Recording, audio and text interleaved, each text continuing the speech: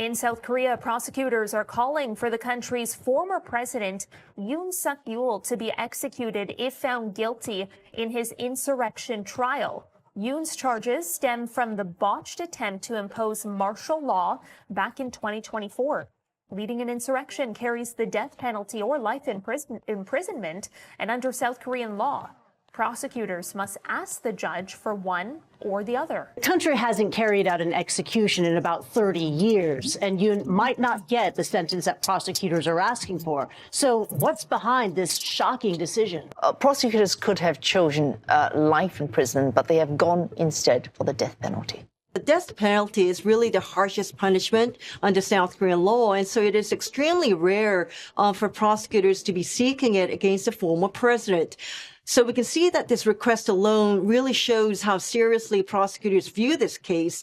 And before making that demand for life for death, the in-court prosecutors explained why they believe such an extreme sentence is justified, and they used very strong language saying that this was not just an abuse of power or a bad political decision, but they argued that this was an act that went beyond the misuse of authority and damaged the constitutional system here in South Korea, which really keeps the country a democratic country. And so really in simple terms, prosecutors argued that this case threatens the national stability and violated the people's basic rights, including the freedom and safety. And prosecutors said that, throughout history, across different eras and civilizations, insurrection has been punished with the harshest penalty. And because of this, prosecutors believe that the death penalty is the right appropriate punishment for former President 윤석열. 자, 그러면 이제 내란범들의 구형 이야기 지금부터 또 해보겠습니다.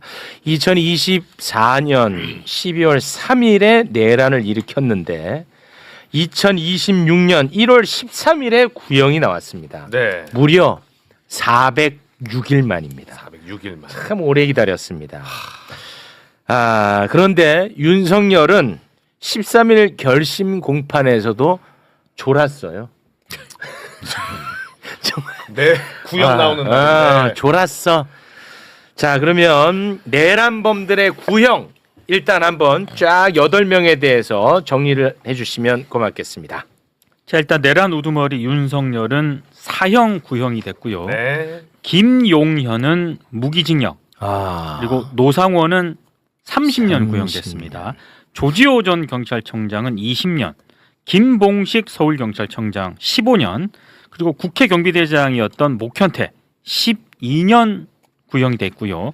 김용군, 이거는 제3야전군 사령부 헌병대장이었는데 10년 구형이 됐고요. 그리고 국가수사본부 전 수사기획조정관 윤승영은 10년 구형이 됐습니다. 네. 자, 내란 특검이 윤석열 사형을 구형하는 장면을, 네. 역사적 기록이니까요. 그렇죠. 그 장면을 이어폰을 껴주시고 여러분과 함께 보고 오겠습니다. 전두환, 노태우 세력에 대한 단죄보다 더 엄정한 단죄가 필요함을 실감하게 되었습니다. 따라서 피고인에 대한 형을 정함에 있어서는 재발 가능성을 진지하게 고려할 필요가 있습니다. 피고인은 반성하지 않습니다. 양형에 참작할 사유가 없고 오히려 중한형을 정해야 합니다. 따라서 법정형 중 최저형으로 형을 정함은 마땅하지 않습니다. 법정형 중 최저형이 아닌 형은 사형밖에 없습니다. 이에 피고인 윤석열에게 사형을 구형합니다. 야, 정숙해 주세요. 예. 정숙해 주십시오. 그 윤석열만 웃는 게 아니야. 옆에 그 변호인들도 웃어요. 윤갑근이랑 막. 네, 그리고 방청객들은 막 소란을 피고 욕설했다는 보도도 있고. 그렇습니다. 근데 굉장히 역사적인 장면입니다. 네. 사형 구형. 전두환보다 더 엄히 다스려야 된다. 네. 저는 이게 굉장히 좋았어요. 개인적으로는. 저는 근데 네. 오게티 중에 하나가 방금 얘기해 주신 것처럼 역사적인 또 구형 장면인데 그거를 쭉 봐야 되는데 정숙하십시오. 이것도 정숙해 주세요. 자, 정숙해 주십시오. 이 오게티. 이거 평생 다뤄줄 내용인데 정숙하십시오. 이것도 아니고 정숙해 주세요. 자, 계속하시죠. 아마 이랬을 거 아니에요. 근데 그것도 역사의 기록을 남겨야 돼요. 요마저도. 그 사법 개혁으로 예. 활용합니다. 알겠습니다. 네. 자, 이 장면들 어떻게 보셨습니까? 우리 법정이라고 하는 것은 특히 형사 사건을 다루는 법정은 엄숙하고 엄정해야 되죠. 네. 그렇습니다. 주장은 자유롭게 펼치고 하지만 기본적으로 엄정함을 유지해야 되는데 그 재판을 그런 방식으로 운영하지 않았던 것은 매우 좀 그 의아스럽고 네. 기괴한 면이 있는데 다만 그 과정에서 윤석열 피고인이 졸기도 하고 졸았어요. 또 또 웃기도 하고 웃었어요. 그래서 그것이 뭐지라고 할 때 허세. 허세예요. 내가 그 정도 구형으로 내가 쫄 줄 아느냐 하는 허세. 허세. 그다음 오만. 너희들이 나를 어떻게 할 수 있어? 그래서 그 과정에서 우리가 읽어야 될 것은 그 윤석열 그 피고인의 평소의 모습, 그리고 이러한 사안을 대하는 어떤 태도와 자세 그런 면에서 참 우리는 이제 그 사람이 웃으면 우리는 비웃을 수 있죠. 비웃음의 권리를 해석 권리를 가지고 있다. 네. 그래서 거기에 대해서 분노도 할 수 있지만 네. 결국 아까 거의 만 1년 이상 가는 긴 과정이었잖아요. 406일 만이더라고요.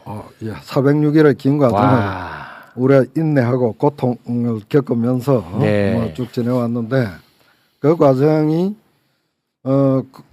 온갖 이제 풍파 속에서도 진행될 수 있다는 것이 한국 민주주의의 저력이고 저력입니다. 진짜. 한국 형사사법의 힘을 보여준다고 생각합니다. 그렇습니다. 웬만한 나라에서 이렇게 안 되죠. 이 대통령이라고 하는 사람과 그 세력들이 있는 가운데서 이 재판을 힘든 것 같지만 계속 진행해온 네. 거기서 우리 한국 민주주의의 힘이 있습니다. 맞습니다. 그 네. 힘을 느끼면 됩니다. 대한민국 최고입니다. 네. 근데 그 마지막까지도 윤석열 그리고 윤석열 측 변호인들이 헛소리의 향연이었죠. 뭐 다 소개할 필요는 없습니다. 네. 네, 일단 윤석열의 헛소리는 이런 헛소리를 했습니다. 그러니까 자신도 검사로 오랜 시간 수사 공판을 좀 담당을 해왔었는데 이렇게 지휘체계 없이 여러 기관이 미친 듯이 달려들어서 수사하는 것은 처음 본다. 그러니까 특검을 엄청나게 비난을 했고요. 이렇게 큰 범죄가 없었어 이놈아. 그렇죠. 그러면서 하는 얘기가 저는 이 표현이 참 어색했거든요. 우리나라를 오래전부터 지배한 어둠의 세력과 민주당의 호루라기에 특검이 맹목적으로 달려들어 물어뜯는 이리떼 모습이었다. 그 이리떼라는 거는 예전에 그 방공 만화 네. 승냥이 그때 많이 나왔어. 그때 많이 나왔어요. 예, 일이 많이 이리떼라는 나왔죠. 단어를 저는 이게 등장 쓰는 걸 보고 이분 참 네. 구시대적이다. 구시대적이다라는 생각을 했고요. 그리고 네. 뭐 하여튼 호소하는 계엄이었다라는 그런 주장들을 어째 변호인단이 진짜 많이 했습니다. 네. 뭐 갈릴레오도 나오고. 예. 제가 제일 어이없었던 것 중에 하나는 윤석열 쪽 변호인이 뭐 이렇게 얘기하다가 그리고 검사님들 내가 이거 아실란가 모르겠네. 검찰청 폐지 그 북한 지령 받은 거예요? 맞아. 나 그거 뭔 소리라는 거야. 검찰. 북한 지령. 아무 말 대잔치를 진짜로. 마지막까지도 했습니다. 네. 그래서 감경 사유가 전혀 없다는 거죠. 기자들은 계속 정치 선전의 장으로 이거를 활용하고 있는 거고 윤석열이가 얘기하는 걸 보면은 본인의 경험을 가지고 자꾸 얘기를 하려고 하잖아요. 네. 결국 반사를 시켜서 윤석열이가 했던 거에다가 대입을 해보면은 너무 딱 맞는 말들을 많이 해요. 그냥 막 미친 듯이 이리떼처럼 달려들어서 물어뜯는 거는 지가 검찰총장일 때 주로 했던 수법이고 그렇잖아요. 정확합니다. 그거를 지 입으로 지 말하는 걸 자백하는 거고 정확해. 저기서 이제 아까 이제 그 헛웃음 웃는 거 이런 거는 지들끼리 이렇게 생각할 거야. 뭐 쇼하고 있네. 니네가 나를 사형시킬 수 있어. 이제 이런 거거든 말하자면. 어제는 구형이니까. 예, 구형이니까. 그리고 사형 선고 뭐 하더라도 하지도 못할 거고 하더라도 내가 사형 당하나 보자. 나 어차피 나올 것 같아. 뭐 이런 생각을 여전히 하고 있는 것 같아요. 그러니까 더 확실히 단죄해야 된다는 어떤 그런 신호를 받아들여야 된다고 저는 생각하고 네. 제일 억울한 사람은 조지호 김봉식일 것 같아. 구형 받고 나서. 그거 저기 이상민이 밑에 있는 사람 아니야? 이상민이 지시받아서 한 거 아니야? 네. 행안부 그러니까 경찰청장, 서울경찰청장 20년, 15년을 구형받았는데 네. 그 사람들은 그래도 법정에 나와서 진실을 얘기하고 나름 반성도 하고 그랬어요. 내가 왜 그랬나 모르겠다. 다시 돌아간다면 안 하겠다. 이상민이 단 한 번도 그런 적이 없거든. 네. 근데 이상민이가 징역 15년을 구형받고 한덕수도 징역 15년이고 그럼 그렇습니다. 김봉식 입장에서 얼마나 억울하겠어요. 이 병합돼 가지고 더 그렇게 됐나? 뭐 하여튼 네. 그 기준은 교수님 말씀처럼 특검의 고충도 이해는 하겠지만 이거 좀 잘 안 맞습니다. 제 기준에는. 그러네. 근데 어제 그 윤석열이 했던 말 중에서 하나 공감 가는 건 하나 있습니다. 이런 바보가 어떻게 쿠데타를 했겠냐. 자신을 스스로 이제 바보라고 말하는데 대부분의 사람들이 야 그래 어제 스스로를 바보라고 한 건 공감이 간다. 이렇게 말을 하더라고요. 네. 우리가 그 윤석열에 집중하면 너무 기가 어지럽고 좀 기를 좀 씻고 싶은 마음이 들잖아요. 네. 기를 씻는 방법이 뭐냐 하면 그 특검의 논고문을 읽으면 귀를 씻을 수가 있습니다. 뭘 들으면요? 특검의 논고. 아, 논거. 그래서 논고라고 해요. 논고. 이제 구형을 할 때 구형에 앞서서 네네네. 그 키워드 3개만 뽑아보겠습니다. 네. 거기에 보면 반국가 세력이라는 말을 등장하는데 우리 반국가 세력 종북 세력을 척결하기 위하여 지금 12.3 계엄을 한다고 했잖아요. 네. 그래서 특검이 요약하기를 반국가 세력이 누구지? 말하자면 민주주의를 파괴하고 헌법을 파괴하는 그 세력이 반국가 세력이 아니냐. 그렇습니다. 반국가 세력은 바로 너다. 라고 분명하게 이야기를 합니다. 네. 그 다음에 단 한 명이라도 이런 표현이 나와요. 뭐냐면 우리 국무회의 하기 직전에 이제 국무총리도 알았죠. 뭐 김용현도 알았죠. 뭐 그다음에 이상민도 알았죠. 그다음에 그 청와대 비서실 사람들 다 알았잖아요. 네. 조태용도 알았잖아요. 네. 그 사람 중에서 단 한 명이라도 네. 이건 잘못됐습니다.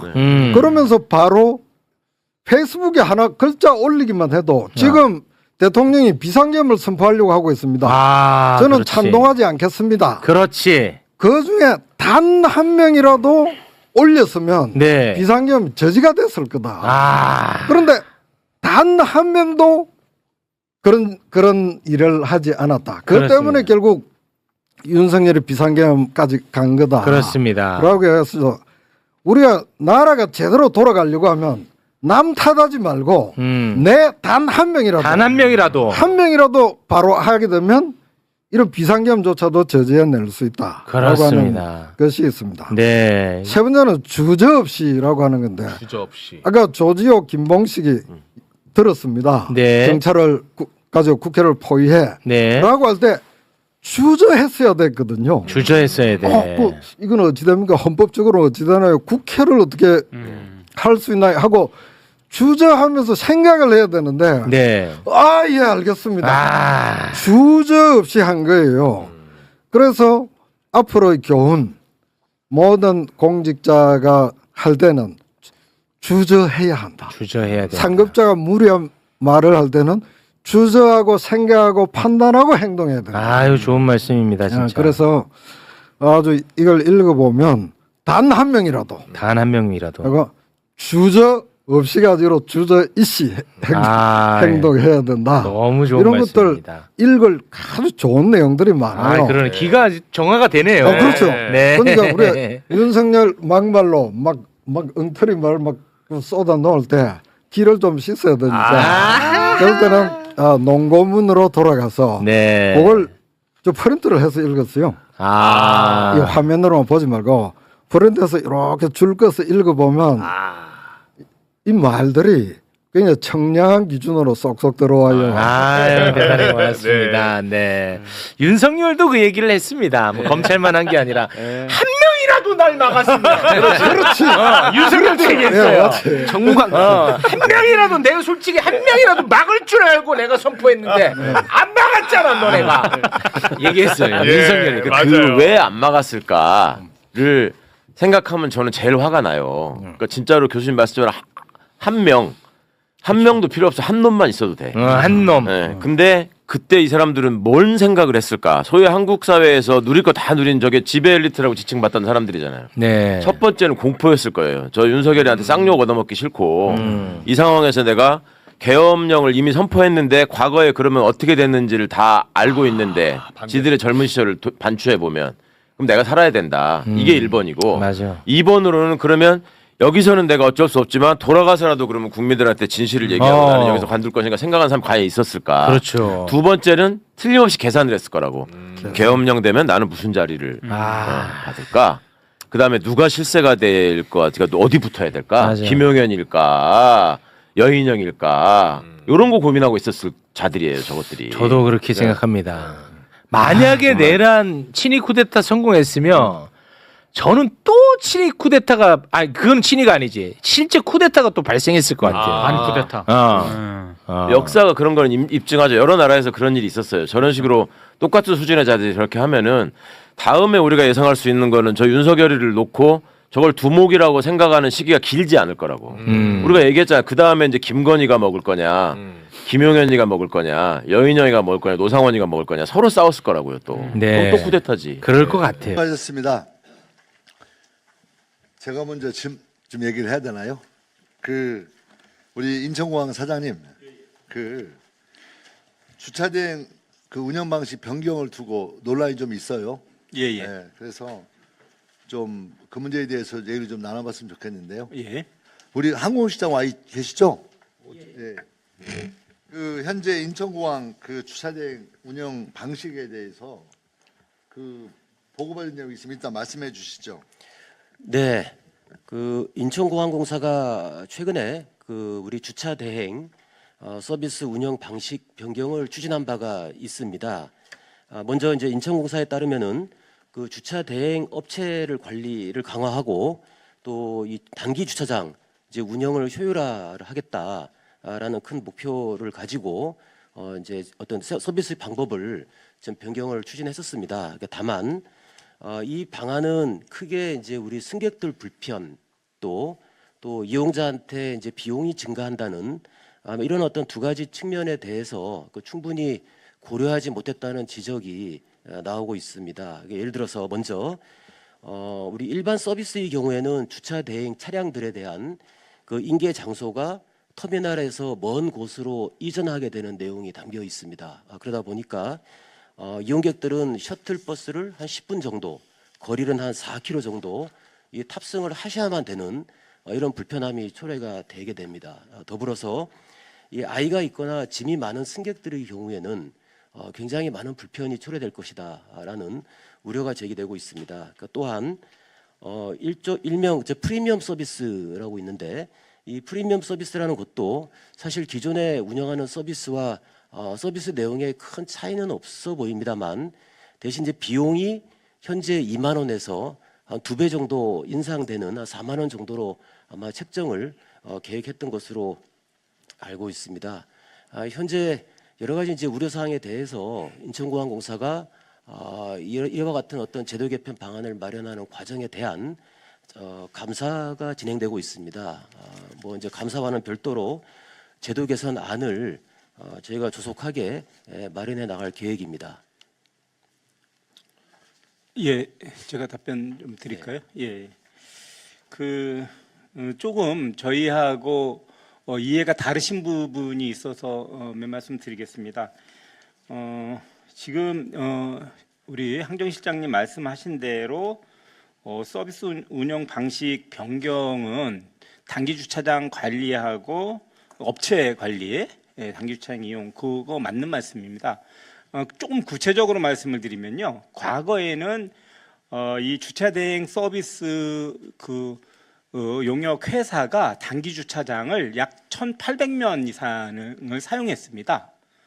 전체 단기 주차장의 40%입니다. 국민 불편이 오히려 가중되는 것이 아니고 해소되는 것인데 단기 주차장에 이 서비스를 변경함으로 인해서 단기 주차장이 40%가 늘어나는 겁니다. 그리고 어차피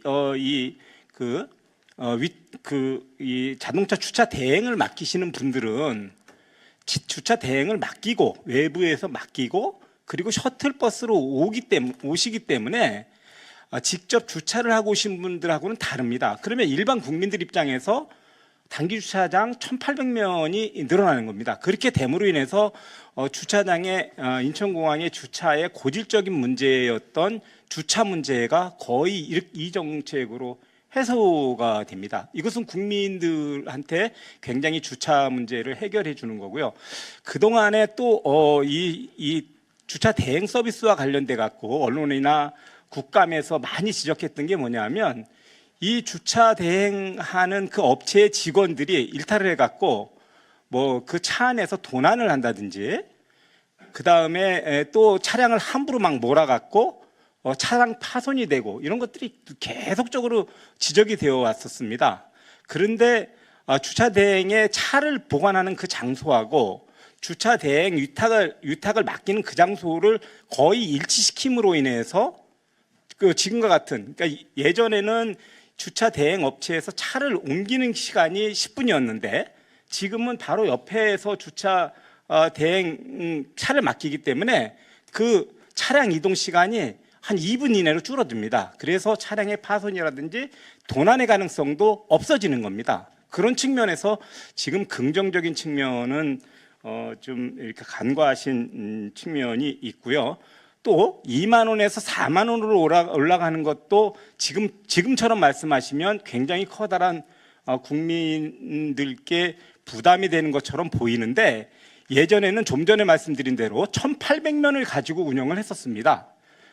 그런데 지금은 한 60면 미만입니다. 30분의 1로 그 단기 주차장 내에 그 사용 면적이 줄어드는 겁니다. 이 부분은 단기 주차장 내에서 정말 프리미엄 서비스를 반드시 받아야 되는 그런 분들에게만 프리미엄 서비스를 제공하는 것이고 과거하고 다른 게 뭐 예를 들어서 짐을 같이 옮겨다 드린다든지 이렇게 과거하고 다른 서비스를 제공하는 겁니다. 그러면 기업에 불편은 주고 2만 원에서 4만 원으로 이것이 늘어나는 것처럼 말씀을 하시지만 그렇지 않지 않습니까? 1,800면을 사용하던 것을 60면 미만으로만 사용하게 되는 것이고 그러면 그렇다고 하면 나머지 대부분의 국민들 입장에서는 그러면 이 서비스는 국민들에게 도움이 되는 겁니다. 제가 기왕 이거의 특정감사가 시작이 됐는데 저는 그 부분에 있어서는 사실은 좀 유감입니다. 왜냐하면 이것이 시행도 하기 전에 우리 인천공항은 제가 늘 말씀을 드리지만 세계 최고의 공항 전문가들이 있습니다. 거기에서 주차 문제도 세계에서 최고의 전문가들이 있는 겁니다. 이분들이 여러 토의를 통해서 만든 이 정책을 시행도 하기 전에 또 저하고 지금 실장님하고 견해도 좀 다르지 않습니까? 그런데 이 긍정적인 측면을 안 보고 바로 이게 감사를 해갖고 시행을 못하게 하는 것은 저는 문제가 있다는 그런 생각이고요. 기왕 감사를 시작했으니까 감사를 빨리 끝내고 만약에 저희가 하고 있는 것에 무슨 저희가 관과했다든지 아니면 정책적 보완을 할 게 있다든지 그러면 그것을 보완을 하더라도 이것은 빨리 종결이 돼서 해야지 직원들도 굉장히 불편해하거든요. 그리고 감사라는 게 실장님도 공직생활 오랫동안 해보셨지만 무슨 큰 죄를 안 졌어도 이게 불안하고 불편하고 그런 거이기 때문에 이것은 빨리 정리가 됐으면 하는 바람입니다.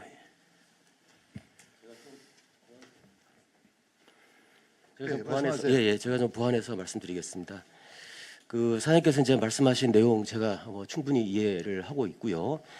다만 이제 이 주차 대행 서비스를 이제 개편하는 목적으로 아까 말씀하셨던 주차 대행 업체 이제 관리, 저희가 작년에도 주차 대행 업체들의 어떤 물품 이제 절도 사건, 난폭 운전, 이런 부분들에 대한 지적이 많았었습니다. 그 문제를 해결하기 위한 하나의 방법으로 주차 대행 서비스를 이제 고려하셨다고 말씀하셨었는데, 사실은 주차 대행 서비스 업체에 대한 관리는 사실은 이제 업체를 선정하는 단계 때 이러이러한 업체들은 계약을 하지 않겠다라는 계약 과정에서 충분히 걸러질 수 있는 사안이 아닌가 싶습니다. 예를 들어서 직원들에 대한 교육을 강화한다든지 또 직원들의 어떤 일탈을 막기 위해서 여러 가지 바디캠을 착용한다든지 여러 가지 보안 장치를 동원을 해서 그런 어떤 문제를 예방할 수 있는 그런 어떤 그 과정이 있었다고 저는 생각이 되고요.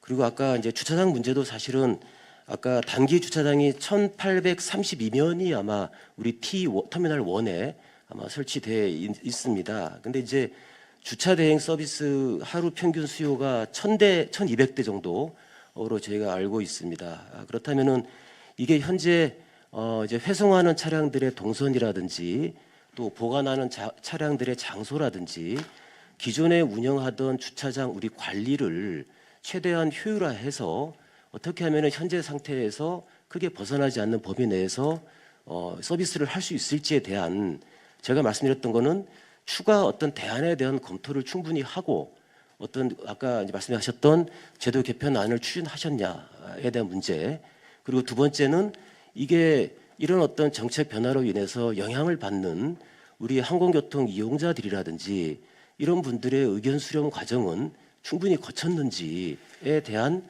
어떤 그 이제 질문을 드리고 싶습니다. 예, 아까 말씀드린 대로 저희 실무자들이 이게 하루 아침에 그냥 갑자기 만드는 것이 아니고 수도 없이 많은 물론 이제 문제 제기, 지적과 또 우리 스스로 그 주차장의 효율적인 운영에 대한 검토를 여러 차례 하고 지금 실장님 말씀하신 대로 또 이 주차 대행 업체 직원들의 일탈 이런 것들을 이 주차 대행 서비스를 개선하지 않고 해결할 수 있는 방안 이런 것들도 다 검토한 결과 나왔다는 말씀을 드리고요.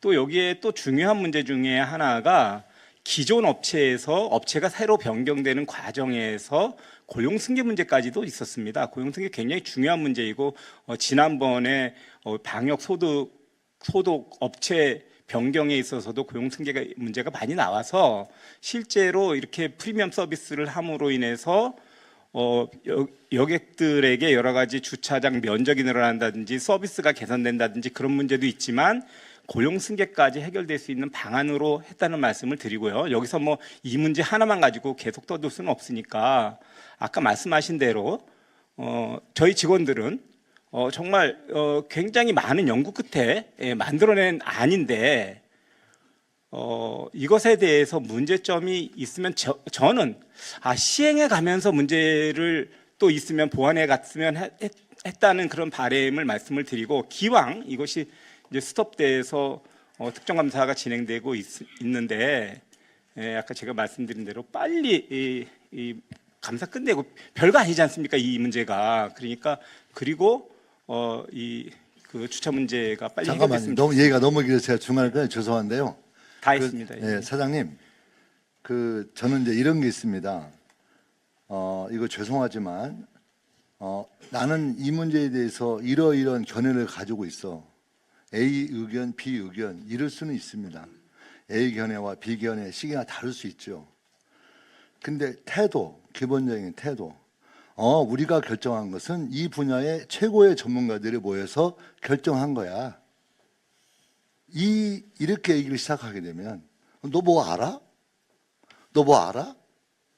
인천공항공사는 말이야 전문가들이 모여 있는 것이야. 그러면 인천공항공사는 항공 전문가들이 모여 있고 철도는 철도의 전문가들이 모여 있고 그렇잖아요.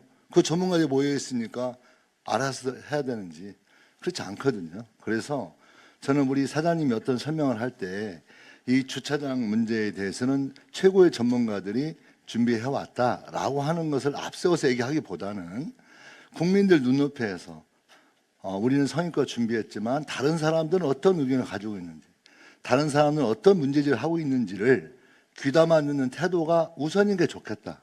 저는 이렇게 조언 드리고 싶고요. 또 하나는 이제 그렇게 어떤 그 정책이 나왔죠. 근데 저도 고민을 했거든요.